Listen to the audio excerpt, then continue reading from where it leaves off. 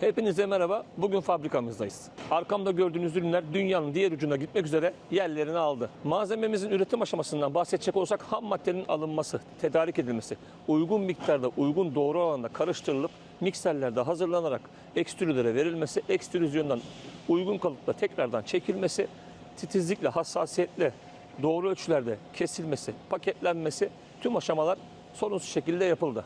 Yola çıkmak üzere hazırlar. Ham maddenin hazırlanmasından, kalıphanemizden, ekstrüder makinelerimizin bakımından tutun tüm aşamaların hepsine kendimiz titizlikle gerçekleştirmekteyiz. Geniş kalıp envanteri ve Ar-Ge çalışmalarımızla ilgili bu konuda öncü olduğumuza eminiz. Bu yüklemimiz gemiyle gideceği için konteyner uygun şekilde gördüğünüz üzere paketlendi, gerekli emniyet önlemleri alındı, yola çıkmaya hazır. Yenilikçi ürünler, dekorasyon ve yalıtım için tabii ki adresimiz belli. Hepinizi bekliyoruz.